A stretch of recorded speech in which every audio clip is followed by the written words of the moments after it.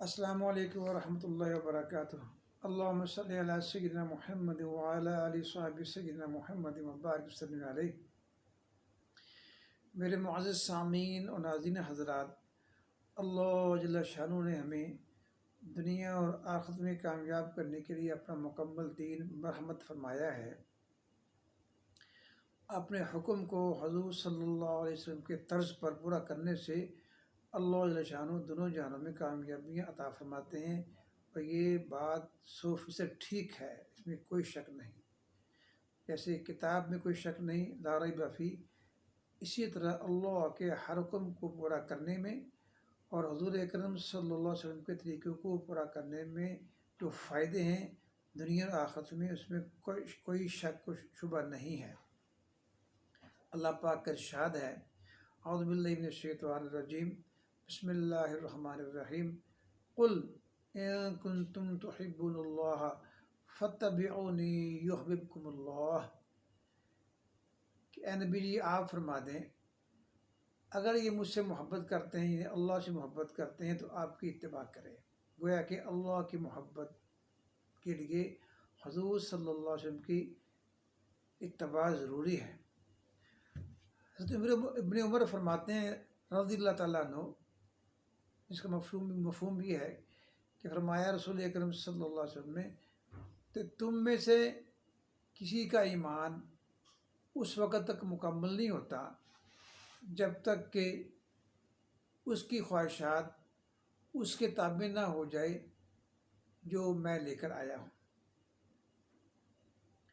جب تک ہم اپنی خواہشات کو حضور صلی اللہ علیہ وسلم کے خواہش کے تابع نہیں کرتے، ہمارا ایمان مکمل نہیں ہوتا اور اس کے نتائج دنیا میں بہتر ظاہر نہیں ہوں گے۔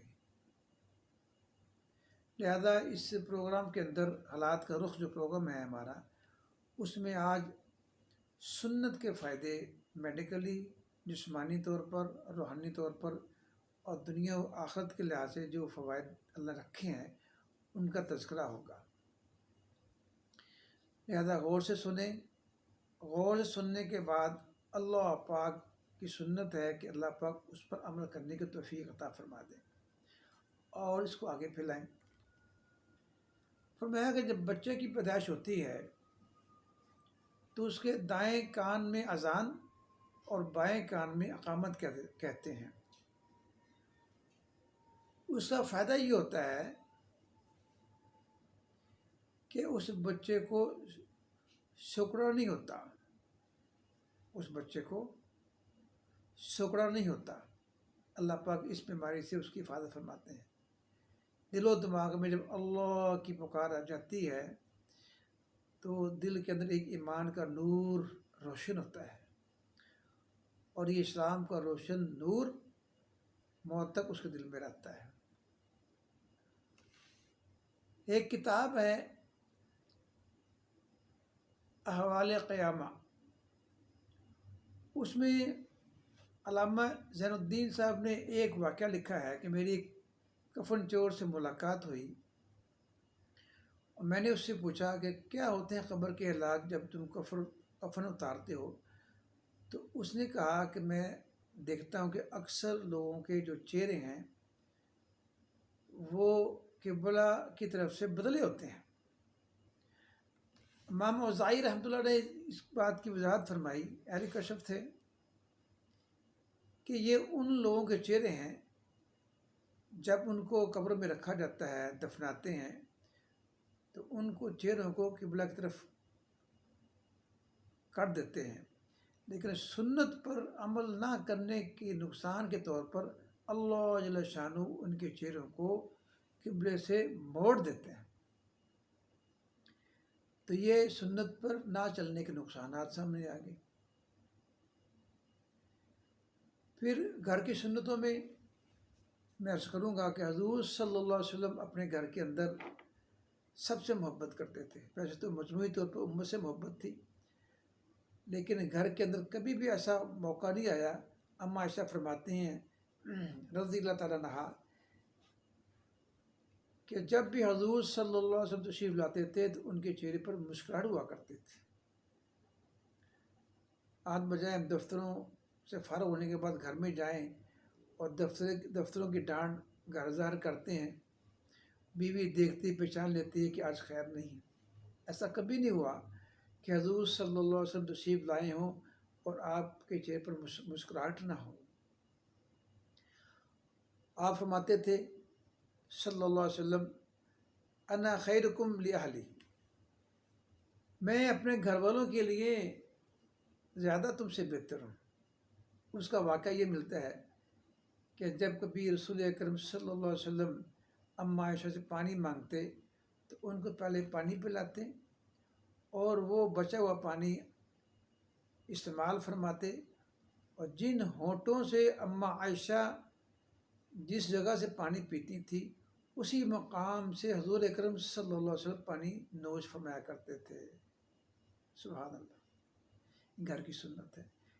اس سے فائدہ یہ ہوتا ہے گھر میں محبت آتی ہے، گھر میں اکٹھا کھانے سے، دسترخوان بچھا کے کھانا کھانے سے، ہاتھ دھو کے کھانا کھانے سے، ایک ہی برتن میں کھانا کھانے سے اور ایک ہی گلاس میں پانی پینے سے دل میں محبت پیدا ہوتی ہے۔ آج ہم بکھر گئے، الگ الگ کھاتے ہیں تو رخ الگ ہو گئے، سوچیں بکھر گئی، زاویے بدل گئے۔ سنت میں محبت ہے، سنت چھوڑیں تو اس میں نفرت ہے۔ پھر فرمایا کہ جو آدمی عصر کے بعد سوتا ہے اس کی عقل کے اندر فتور بڑھ جاتا ہے، عقل کے خراب ہونے کے خدشات بڑھ جاتے ہیں، لہٰذا عصر کے بعد آرام نہیں کرنا چاہیے۔ ہاں بیماری ہے، وہ عذر ہے تو الگ بات ہے، لیکن عصر کے بعد سونے کو پسند نہیں فرمایا گیا۔ فرمایا جو آدمی رات کو باوضو ہو کر سوئے اور صبح نہ اٹھ سکے، انتقال ہو گیا، تو گویا تو وہ شہید مرا، یہ حدیث کا مفہوم ہے۔ اور رات کو ایک فرشتہ اس کے ساتھ لگا رہتا ہے، جڑا رہتا ہے، جو اس کے لیے ساری رات استغفار میں لگا رہتا ہے۔ سبحان اللہ، 2 منٹ کی محنت مشقت سے باوضو رہنے سے اگر سو گئے تو 2 فائدے ہو گئے، شہید مرا اور فرشتہ اس کے لیے استغفار کرنے میں لگ گیا۔ ابو دردہ ایک صحابی ہیں رضی اللہ تعالیٰ عنہ، تو ان کی ایک باندی تھی۔ ایک دن اس نے پوچھا، اے ابو دردہ، آپ کی کیا جنس ہے کہ آپ ہلاک نہیں ہوئے؟ پوچھا کیا ہوا؟ کہ میں 40 دن سے آپ کو زہر دے رہی ہوں اور آپ پر اس کا منفی اثر نہیں ہو رہا۔ تو ابو دردہ فرماتے ہیں رضی اللہ تعالیٰ عنہ کہ مجھے حضور صلی اللہ علیہ وسلم نے ایک دعا سکھائی ہوئی ہے جس کے پڑھنے سے، جس میں اس میں عزم ہے، میں پڑھ لیتا ہوں، کوئی چیز مجھے نقصان نہیں پہنچاتی۔ وہ دعا کیا ہے؟ بسم اللہ الذی لا یضر مع اسمہ شیء فی الارض ولا فی السماء وهو السمیع العلیم۔ بسم اللہ الذی لا یضر مع اسمہ شیء فی الارض ولا فی السماء وهو السمیع العلیم۔ بسم اللہ الذی لا یضر مع اسمہ شیء فی الارض ولا فی السماء وهو السمیع العلیم۔ تو یہ دعا پڑھنے سے کوئی شر مجھے نہیں پہنچتا، کسی چیز کا نقصان مجھ تک نہیں پہنچتا۔ تو یہ دعا بتانے کے بعد ابو دردہ رضی اللہ تعالیٰ عنہ نے اس باندی کو آزاد کر دیا۔ وضو کی سنتیں، اتنا فائدہ ہے اس کے اندر، میڈیکلی بھی، روحانی طور پر بھی، مرنے کے بعد بھی، کہ جب وضو میں ہم لوگ چہرے کو دھوتے ہیں چہرے کو، تو اس چہرے کو دھونے کی بنا پر چہرے پر دانے نہیں نکلتے یا اس کی شرح کم رہتی۔ اس کی وضاحت امریکن کونسل فار بیوٹی کے ایک سرکردہ لیڈی ہیں، جن کا نام بیچز ہے، بیشر نے انکشاف کیا کہ مسلمانوں کو کسی قسم کے کیمیائی لوشن کی، کریموں کی بالکل ضرورت نہیں ہے۔ کیوں؟ کہ جب وہ 5 وقت منہ دھوتے ہیں تو اس پانی کی برکت سے، اس وضو کی برکت سے ان کے چہرے پر دانے نہیں نکلتے۔ ایک غیر مسلم عورت ہمارے دین کی تصدیق کر رہی ہے اور آج مسلمانوں کو اس کا یقین نہیں. اور اس کے علاوہ چہرے کے دیگر امراض سے اللہ پاک اس کی حفاظت فرماتے ہیں. جو آدمی تہجد میں اٹھ کر وضو کرتا ہے اور اپنی آنکھوں پر چھینٹیں مارتا ہے تو ان چھینٹوں کی بنا پر اس کو موتیا نہیں ہوتا اور وہ آنکھوں کی امراض سے اللہ پاک اس کو بالکل بچا لیتے ہیں. کتنا فائدہ ہو گیا. وضو کا وضو رہا، اجر کا اجر رہا، اور آنکھوں کی جو جملہ بیماری ہیں اللہ پاک سے حفاظت فرما رہے ہیں. اور اس کے علاوہ وضو کے کرنے سے جو پلکیں ہیں وہ بھی نہیں گرتی اور اس میں پلکوں کا جو ورم ہے وہ بھی ظاہر نہیں ہوتا. کتنا فائدہ ہو گیا. اور چہرے کی انسان سب سے زیادہ حفاظت کرتا ہے، ناک کی، آنکھ کی، پلکوں کی، کانوں کی، کیونکہ چہرہ اللہ نے بڑا سونا بنایا ہے انسان کا اور تعریفیں بھی فرمائی اس انسان کی. لہذا وضو کا پانی جب استعمال کرتے ہیں اس سے چہرے کے علاوہ دماغی امراض بھی اللہ دور کر دیتے ہیں. جب مسح کرتے ہیں، گردن کا مسح کرتے ہیں تو اس کے برکت سے اللہ پاک جو دماغ کے اندر شر ہے وہ دور کر دیتے ہیں، شیطانی اثرات کو زائل کر دیتے ہیں اور دماغی علاج ہو جاتا ہے، امراض دور کر دیتے ہیں. فرانس کا ایک واقعہ ہے. ایک صاحب پاکستان سے وہاں گئے فرانس میں، تو وہاں ڈاکٹر نے اس سے پوچھا، غیر مسلم تھے ڈاکٹر، کہ آپ کے پاکستان میں کتنے پاگل خانے ہیں؟ اس صاحب نے کہا جی 2 یا 4 ہوں گے. اس نے کہا یہاں تو بے شمار ہیں فرانس میں. اس نے تحقیق کی کہ وضو کرنے کی بنا پر، گردن اور سر کا مسح کرنے کی بنا پر جو ہے دماغی امراض مسلمانوں کو نہیں ہوتی. اللہ اکبر کبیرہ. پھر ایک اور بات، پانی کا استعمال ہم کھڑے ہو کے پیتے ہیں، ایک ہی سانس میں پیتے ہیں، اس کے معدے کے نقصانات واضح ہوتے ہیں. معدہ ڈیمیج ہوتا ہے، معدے کا السر ہوتا ہے اور معدے کے اندر جو ہے زخم ہو جاتے ہیں. لہٰذا اس کا استعمال کیا ہے؟ جب پانی پینے لگیں تو بیٹھ جائیں، بسم اللہ الرحمن الرحیم پانی پڑھ کے پانی پئیں، پانی دیکھ کے پئیں، 3 سانس میں پئیں، پہلا گھونٹ چھوٹا، پھر اس سے بڑا، پھر اس سے بڑا. اور پانی پینے کے بعد الحمدللہ پڑھا جائے. اس سے مرض بھی دور ہو گیا، سنت کا نفع بھی حاصل ہو گیا. اور آج کے فتنے کے دور کے اندر ایک سنت کا حیا 100 شہیدوں کے برابر ہے. یہ حدیث کا میں نے مفہوم عرض کر دیا. وضو کا پانی کا استعمال بڑا فائدہ ہے. صرف پانی جب لیں وضو کا، کسی برتن میں ہم لوگ لیں، برتن سے وضو جو ہے وہ برتن میں ڈال کر اس پانی سے کریں اور اس سے جو پانی بچ جائے اس کو استعمال کریں. اس کا کیا فائدہ ہوگا؟ ڈاکٹر فاروق صاحب ہیں QMC ادارہ، اس کے وہ وضاحت کرتے ہیں اس بات کی کہ میں نے ریسرچ کیا ہے کہ وضو کا بچا ہوا پانی استعمال کرنے سے آدمی کا پیشاب کھل کے آتا ہے اور ناجائز شہوات سے اللہ حفاظت کرتے ہیں. اور جن لوگوں کو قطرے کی شکایت ہوتی ہے اس سے اللہ اس کی حفاظت فرماتے ہیں. جگر، معدے اور مثانے کی گرمی سے اللہ نجات دیتے ہیں.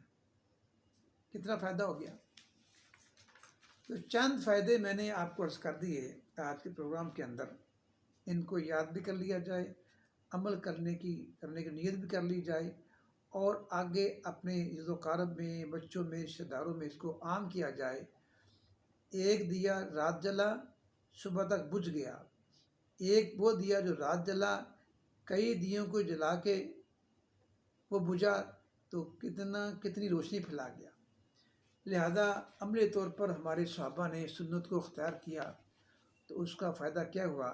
میری ایک عادت ہے، اللہ کی توفیق ہے یہ، کہ جب میں بھی کوئی بات کرتا ہوں تو آخر میں اپنے اشعار جو اللہ مجھ سے لکھواتے ہیں میں اپنے سامعین کی نظر کر دیتا ہوں۔ عرض یہ ہے، میرے بچوں لوٹ لو پھر سنت کے مزے، میرے بچوں لوٹ لو سنت کے مزے، تن کی صحت بھی اور پھر جنت کے مزے، تن کی صحت بھی اور پھر جنت کے مزے۔ صحابہ کی صحت و طاقت کا راز تھا کیا؟ صحابہ کی صحت و طاقت کا راز تھا کیا؟ کھاتے تھے بھوک لگے پانی رکھتے تھے پرے، کھاتے تھے بھوک لگے پانی رکھتے تھے پرے، کھانے کے دوران پانی استعمال نہیں کرتے تھے، جب بھوک لگتی تھی پھر کھانا کھاتے تھے۔ باوضو رہتے تھے ہر موسم میں بہار و خزاں، باوضو رہتے تھے ہر موسم میں بہار و خزاں، غسل میں لیتے تھے سادہ پانی کے مزے، سردی ہو گرمی ہو ہر موسم میں سادہ فریش پانی سے نہایا کرتے تھے۔ باوضو رہتے تھے ہر موسم میں بہار و خزاں، غسل میں لیتے تھے سادہ پانی کے مزے۔ اگلا شعر ہے، آنکھوں کی تراوٹ اور روشنی تیز تھی ان کی، صحابہ اینکیں نہیں لگاتے تھے، ہماری کمزوری ہے، ہم نے بھی لگائی ہوئی ہے۔ ایک اللہ کا شکر ہے، عمار کی برکت سے مجھے یاد ہے جب ایف اے میں تھا تو مجھے اللہ پاک نے یہ یعنی نظر کی اینک لگوا دی، تو ابھی تک 1.50 ہی نمبر چل رہا ہے، اللہ اکبر، عمار کی برکت ہے۔ آنکھوں کی تراوٹ تو روشنی تیز تھی ان کی، دیکھ لیتے تھے چیونٹی کو اپنے پاؤں تلے، ان کی سوچ سے دہل جاتے تھے فرنگی زماں، ان کی سوچ سے دہل جاتے تھے فرنگی زماں، ان کی تکبیر سے کانپ اٹھتے تھے سارے قلعے، ان کی تکبیر سے کانپ اٹھتے تھے سارے قلعے۔ سنت کی طاقت تھی ان کی تیر و کمان کی طرح، سنت کی طاقت تھی ان کی تیر و کمان کی طرح، جس راہ سے بھی گزرے بڑھتے ہی چلے۔ یہ ان کے بہترین ہتھیار تھے، سنت کی طاقت ان کے ساتھ تھی، ہر میدان میں کامیاب ہو کے گزرے، کسی چیز نے، کسی پتھر نے، کسی پہاڑ نے، دریا صحرا نے، جانوروں نے اور جنگلوں نے ان کا راستہ نہیں روکا۔ سنت کی طاقت تھی ان کی تیر و کمان کی طرح، جس راہ سے بھی گزرے بڑھتے ہی چلے۔ خوف جبار و قہار دل میں پنہاں ہو آخر، خوف جبار و قہار دل میں پنہاں ہو آخر، اس قوم کو کوئی بھی شکست فاش نہ دے، اس قوم کو کوئی بھی شکست فاش نہ دے، ان کی تدبیریں تقدیر کے تابع رہتی تھیں، صحابہ کی تدبیریں، ان کی تدبیریں تقدیر کے تابع رہتی تھیں، ہر میدان میں صحابہ پھر فاتح ہی رہے، ہر میدان میں صحابہ فاتح ہی رہے۔ صحابہ اپنے مسائل کو اللہ کے ذریعے سے حل کروایا کرتے تھے۔ آج ہم اپنے مسائل کو اپنی عقل سے حل کرنا چاہتے ہیں، تو صحابہ اپنے ہر مسئلے کو اللہ سے حل کرواتے تھے اعمال کر کے۔ آخری شعر ہے، محمود نشان قدم ملیں گے اب بھی راہوں میں، محمود نشان قدم ملیں گے اب بھی راہوں میں، خود دے کر نور رسالت اپنے مزاروں میں جا بسے، خود دے کر نور رسالت اپنے مزاروں میں جا بسے۔ پھر اس کرتا ہوں، محمود نشان قدم ملیں گے اب بھی راہوں میں، خود دے کر نور رسالت اپنے مزاروں میں جا بسے۔ ہمارے صحابہ ہمیں اندھیروں میں چھوڑ کے نہیں گئے، ہر قدم پر، ہر معاملے میں، کسی بھی طرز کا ہو، کسی بھی شعبے کا ہو، صحابہ کے نشان قدم بڑے واضح ہیں، ستھرے ہیں۔ پر چلنے کے لیے ہمیں نیت کرنی ہے، فیصلہ کرنا ہے۔ موت ہر ایک ذی روح کو آئے گی، اس موت سے پہلے پہلے ہم نے تیاری کرنی ہے، ایمان کی دولت حاصل کرنے کے لیے، قرآن کی دولت کے لیے، سنت کی طاقت لینے کے لیے، اور ان کو اپناتے ہوئے پھیلانے کے ساتھ اس کو چلنا ہے انشاءاللہ اس قوم کو اللہ کبھی بھی پست نہیں کریں گے۔ اللہ پاک مجھے اور آپ کو عمل کی توفیق عطا فرمائے۔ السلام علیکم ورحمۃ اللہ وبرکاتہ۔